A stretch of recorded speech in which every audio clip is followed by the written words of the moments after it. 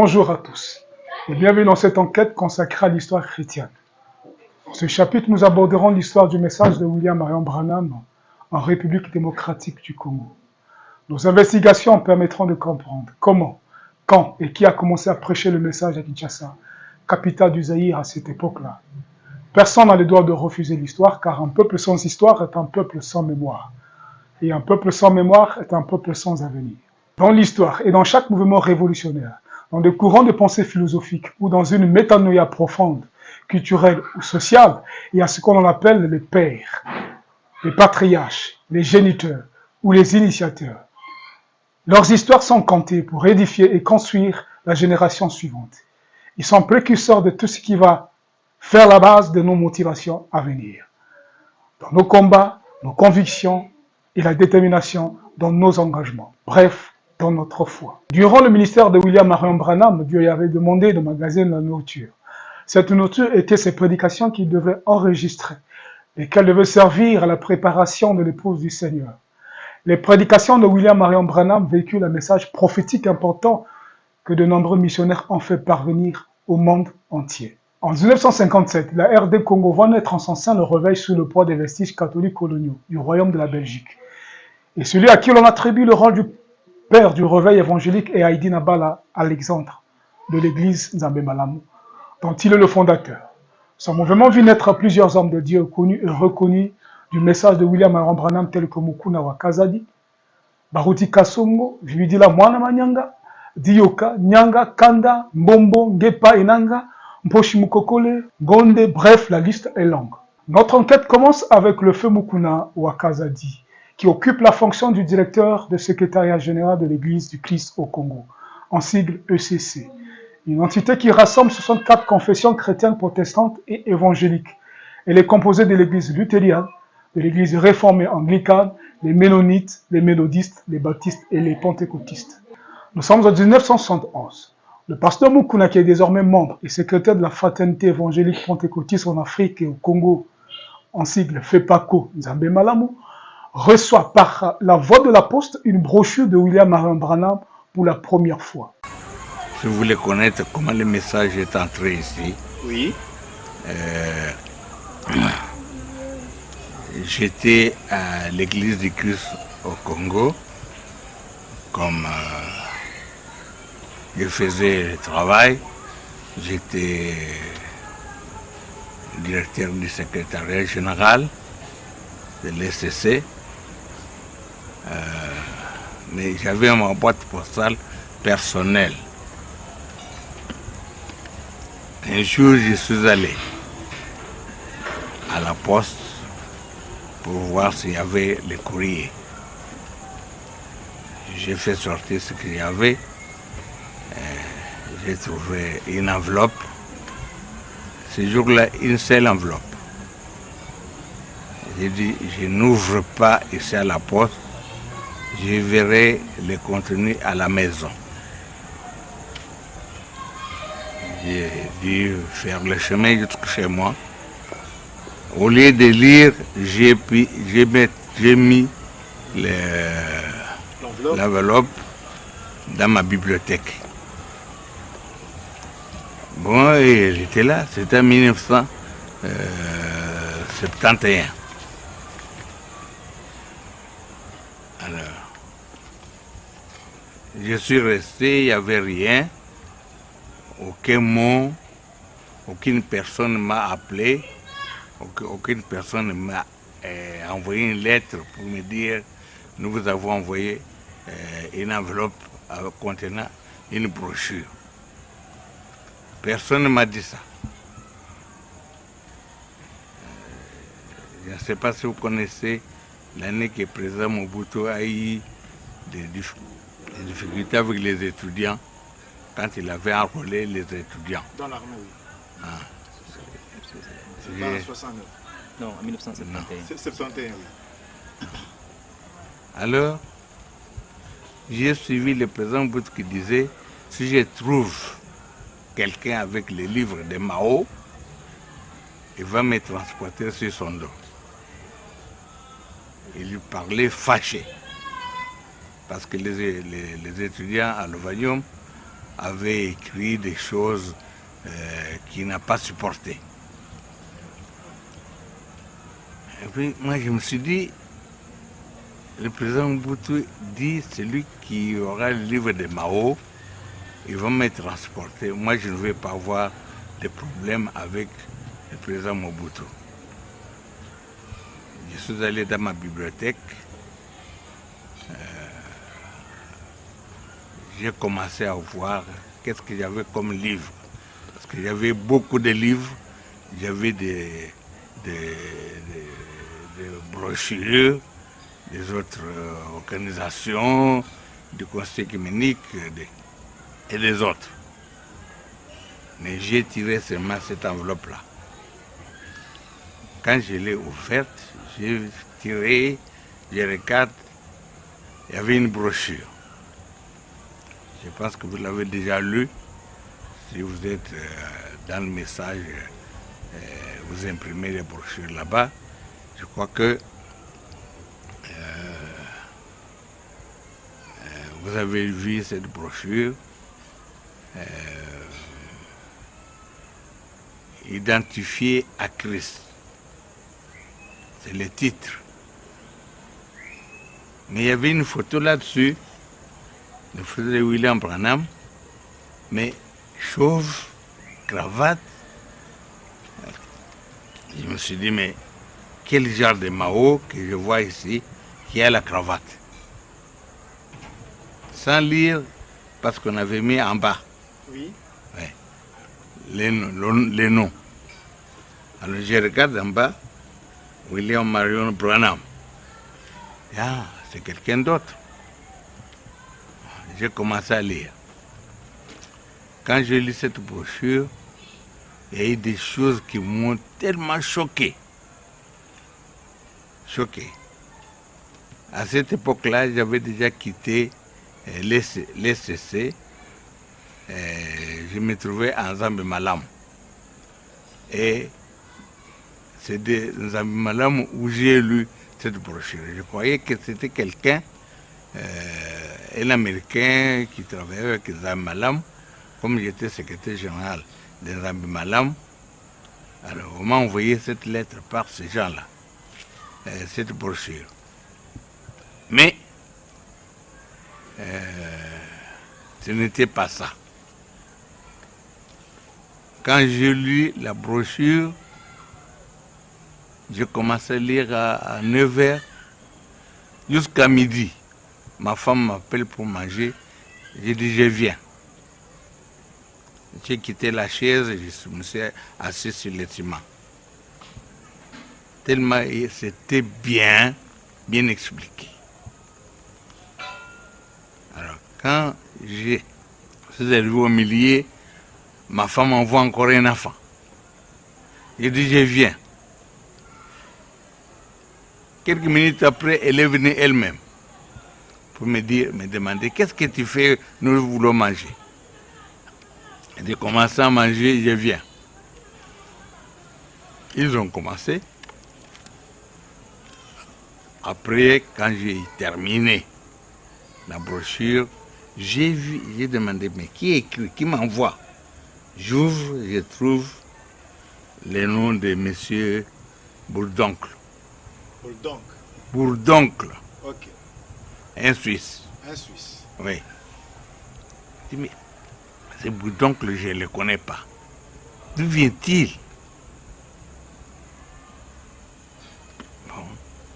Tellement la brochure est bonne, il y a de bonnes choses dedans, parce que c'est là où il a condamné les pentecôtistes, il a condamné les dénominations, il a dit si tout le monde croyait cette parole, on va fermer les hôpitaux. On va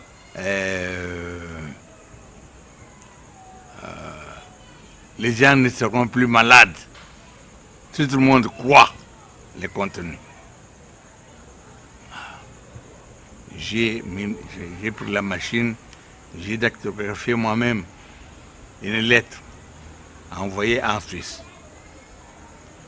La lettre est partie. j'ai demandé d'autres brochures qui existaient. Ils m'ont envoyé, je ne sais pas quel titre de brochure, quelque chose de 4 ou 5 brochures comme ça. Entre-temps, j'ai encore écrit. J'ai donné les noms de tous les anciens qui étaient à Zambé-Malamu à cette époque-là. J'ai envoyé leurs noms, envoyé à ces gens les brochures. Les gens ont reçu les brochures. J'ai demandé par avion. Alors la réponse m'est arrivée à ma première lettre. Je vois la réponse signée Barlier. Tiens, moi j'ai écrit à Bouledoncle. Mais comment ça se fait que... C'est Barlier qui vous répond. C'est Barlier qui me répond. Est-ce qu'il n'y a pas une confusion là-bas? Mais l'essentiel est fait parce que j'ai reçu les brochures. J'avais demandé par avion, on m'a envoyé par avion. Bon. Quelques temps après, d'autres brochures sont arrivées à la boîte postale de Zambé-Malamu. Ces gens-là se sont distribués d'enveloppes, les enveloppes, tous. J'ai vu seulement les gens qui venaient me remercier. Ah, Frère Mokuna, vous nous avez aidés à comprendre la parole de Dieu. Tout ce que nous faisions n'était pas correct. Bon. On dit c'est quoi? Ah, nous avons reçu les brochures. On dit, ah bon, vous avez reçu? Oui. Bon, lisez. Les gens ont lu. C'est le début de la pénétration des brochures de William Marion Branham au sein de FEPACO, Zambé-Malamu, à Kinshasa. Dès ce moment, plusieurs de ses croyants les reçoivent. Je sais que je ne suis pas un historien, c'est-à-dire je n'ai pas retenu tous les hommes, les dates, tout ça. Mais néanmoins, l'essentiel, je peux vous le dire. Quand il s'agit du message dans notre pays, il y a quelques éléments que je voulais relever là-dessus. Parce qu'il y a eu des brochures de Frère Branham qui étaient arrivées dans notre pays, entre les mains des nationales. Les gens ont reçu ça, ils ont lu. Et il y a aussi le moment où le message proprement dit, c'est-à-dire une église du message, un prédicateur qui prêche le message, a commencé. Ah, vous étiez chez le pasteur Adin Abal, alors sur le Tchapa? Oui, j'étais à Tchapa. Oui. J'étais à Tchapa et j'ai reçu la brochure là-bas par un diacre de l'église de Zambé-Malamu, le Tchapa, oui, qui fut plus tard le pasteur de l'église de Mbandaka. Ah, c'est ce diacre-là qui m'avait donné la première brochure. Quand j'avais eu la première brochure, s'il faut continuer, il fallait que je puisse avoir la deuxième brochure. Oui. La deuxième brochure, comment je l'ai eue, c'est par Frère Mbombo. Parce que Frère Mukuna étant en Europe en cette époque-là, envoyait des brochures ici. Oui. Ce sont eux aussi qui avaient envoyé des brochures chez Zambé-Malamu, dans toutes les églises, les assemblées de Dieu. J'étais dans les assemblées de Dieu. J'avais vu comment ils brûlaient les brochures à Kigoma. Moi-même, j'étais là, où ils disaient, vous voulez que cet homme ici, cet homme ne veut pas, il veut que vos maris puissent prendre d'autres femmes. Et si vous voulez de lui, non, alors... J'ai vu dehors, on brûlait beaucoup de brochures dans un tonneau, les brochures de Frère Branham. Je ne connaissais pas ça.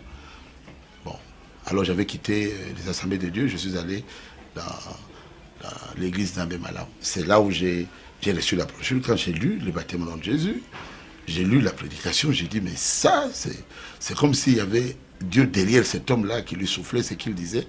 C'était la parole dans sa perfection. Comment un jeune homme rendra-t-il pur son sentier? Et c'est alors que j'ai cru au Seigneur Jésus-Christ. Et j'ai commencé à aller dans l'église Zambé-Malamu. Et ça n'a pas fait longtemps. Comme beaucoup de gens avaient aussi reçu les brochures de Frère Branham. Et par la grâce de Dieu, On fréquentait la paroisse de Lemba. C'est alors que le frère Chimanga, qui est devenu plus tard mon beau-père, m'avait remis quelques brochures. Je lisais beaucoup les brochures. J'ai lu la divinité de Jésus-Christ, le baptême. Et au mois de juin, j'ai été baptisé en Nzambe Malamu, au nom du Seigneur Jésus-Christ, par le pasteur Atuzumina. Et parce qu'à ce moment-là, tous, pour la plupart, ils croyaient maintenant et ils baptisaient au nom du Seigneur Jésus-Christ. Si les brochures sont lues et appréciées par les membres de l'église Nzambe Malamu, ce n'est pas du goût des assemblées de Dieu, où un tableau sombre se dresse. On brûle les brochures de William Marion Branham dans des tonneaux. Alors, qu'est-ce qui est arrivé? J'ai lu, vous voyez, les brochures étaient là. J'ai voulu prendre une brochure. Mais j'ai pris ça, j'ai tremblé. J'ai dit qu'on nous a mis en garde de certains faux prophètes. J'ai regardé l'impact de la révélation, parce qu'on a envoyé ça. Bon, lui, les grands frères, ce sont eux qui ont brûlé ça. Enfin, pas lui ensemble, mais la direction. Bon, mais lui a commandé ça. Alors c'est là que j'ai compris que c'était spécialement pour moi. Alors je me rappelle la brochure, peut-être c'était l'accusation. J'ai lu l'accusation. J'ai lu Frère Branham dans son introduction, les sérieux. J'ai trouvé que c'est ça la chose que je cherchais, le sérieux aussi que je cherchais. J'ai lu cette brochure toute la nuit, je crois que c'était la nuit. Et le lendemain, j'ai lu et j'ai commencé à lire ça. Et c'est comme ça que je peux dire que ça m'a tellement influencé. C'est là que j'ai commencé à découvrir aussi que les baptêmes devaient se faire au nom de Jésus. Alors, non, je me rappelle que Frère Baruti, on priait déjà là-bas, aux assemblées de Dieu. C'est ainsi que, à ce moment-là, j'ai commencé à trouver que Frère Baruti, comme il était sérieux, je commençais à m'attacher à lui aussi.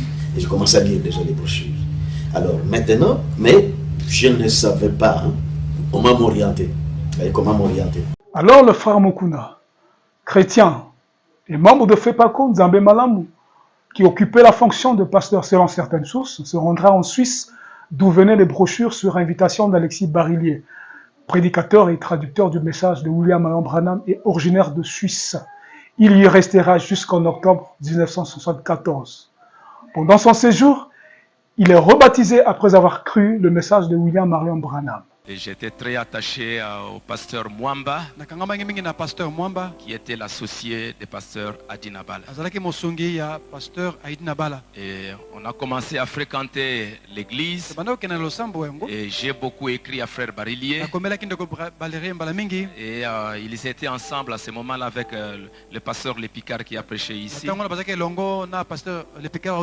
Il m'enverra des bandes magnétiques. Et j'ai écouté. J'ai pris position et j'ai lisé beaucoup. Et j'étais très attaché aux frères qui lisaient beaucoup les messages. Et frère Barillier me dira que le frère Mukuna est ici en Europe. Il est ici en Europe. Et quand il va revenir, vous pouvez les rencontrer. Vers le mois d'octobre, tout ce que j'ai dit, c'est ce que j'ai dit à pasteur Baruti. Et c'est au mois d'octobre que le frère Mukuna reviendra du Congo, au Congo. Et j'irai les voir. De l'autre côté, il y a un groupe composé de Vibidila Mwana Manyanga, Mposhi Mukokole, Baruti Kasongo et son frère, le frère Ngepainanga, le frère Siala et ainsi de suite qui décident de se joindre à FEPACO.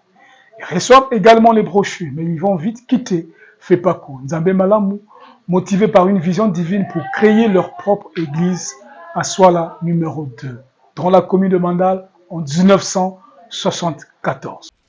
Bien, merci. J'ai reçu la première brochure dans l'église Nzambe Malamu. Oui. C'était en 1974. Oui. De là, j'ai, par une vision de frère Mposhi Mukonkole, commencé l'église à Swala 2. Il avait vu Ésaïe 6. Oui. Le Seigneur sur son trône et le pan était dans la parcelle de ma mère. Oui. Donc sur Swala numéro 2 à Vandal. Et on avait commencé avec le frère Mpoche Mokonkole, le frère Ngepa Enanga et le frère Siala nous a suivis, puisque je lui avais apporté la parole. On était aussi avec le frère Vibidila, il était aussi dans mon groupe. Et on était avec le frère Kwete Machaki. C'est là où nous avions commencé. Ainsi de suite, le frère Baruti Moulamba, mon frère, était avec moi. Le frère Mbombo Papemoli, c'est moi qui lui avais apporté la parole. Donc c'est là où on avait commencé en 1974. Et depuis Nzambe Malamu, nous avons eu cette brochure-là. Vous avez commencé ce groupe-là étant encore chez Nzambe Malamu, si j'ai bonne mémoire, avant de prendre position catégoriquement pour le message. Est-ce que quand vous avez pris position pour le message, en coupant le pont ou le cordon avec Nzambe Malamu, vous étiez ainsi défini comme une église indépendante? Oui. Mais on raconte si souvent que c'est à la base d'une vision qu'un coach aurait eue que l'église de Souala a été officiellement créée, bien entendu en concertation avec la maman du pasteur Baruti. Est-ce que vous en avez entendu parler? Ou est-ce que vous avez vous-même à l'époque pris connaissance de cette vision? Bon, il est possible parce que vous voyez, il y a des moments que je pouvais partir au travail et je reviens le soir. Moi, je partais à Souala. C'est là qu'on se rencontrait souvent. Et comme je vous ai dit que je m'intéressais plus à ceux qui étaient dans le monde de la parodie, comme Pasteur Baruti qui était dans les quartiers, un homme, un bagarreur, que quand j'ai vu sa conversion, je trouvais que ça m'a joué. Donc c'était l'unique côté quand j'ai rentré, je venais le trouver. Bon, à ma connaissance, je ne réfute pas ça. À ma connaissance, je ne me rappelle, mais il est possible que Frère Pochi aurait parlé à Frère Baruti. Frère Baruti, c'est là, et ils ont démarré de cette. Ils ont dit que l'église commence à soigner. Moi, j'ai vu seulement des résultats qu'on commence à se retrouver là-bas ensemble. Parce que je dois être honnête. Je dois être honnête au mieux de ma connaissance. Et je ne me rappelle pas avoir entendu ça. Mais ça doit être vrai. Ça doit être vrai parce que nous sommes fixés à Souala. Nous avons démarré. Maintenant, on commence à prier à Souala. Donc ça doit être sur la base de ça. Mais la suite de l'histoire met l'expression église à rude épreuve, car quelques-uns des anciens, devenus pasteurs par la suite de temps, sans être catégoriques bien sûr, considèrent le groupe de Souala 2 comme un simple groupe de prière, loin d'être une église. Certains ne veulent vraiment pas l'entendre de cette oreille, et pensent même que le groupe de Mukuna est le premier à être formé. Il n'y avait pas ailleurs d'autres groupes, avoue le pasteur Nyanga, l'un des premiers fidèles de Mukuna. Mais après vous, après que vous ayez rejoint les groupes qui étaient sur Kilangwe, il n'y avait pas eu d'autres groupes comme nous l'avons appris par la suite, par exemple comme le groupe de Bandal, qui est venu aussi se joindre à vous? Oui, lorsque nous avons reçu le message, nous étions sur Kilangwe, il n'y avait pas ailleurs d'autres groupes. Le Bandal, il y a les frères Mbombo qui travaillaient avec Karonge Isaac. Alors Karonge Isaac avait reçu ces brochures. Et puis Mbombo a pris ça. Mais comme eux avaient aussi le groupe de prière, ils ont trouvé très intéressant. Ils ont commencé à chercher où se trouvait Frère Mukuna. La bataille est rude et tourne surtout autour du vocable église. Nous nous posons la question de savoir qu'est-ce qu'une église. Nous en parlerons donc dimanche prochain à la même heure dans la suite de cette série que nous consacrons à l'historiographie du message de William Marion Branham en République démocratique du Congo.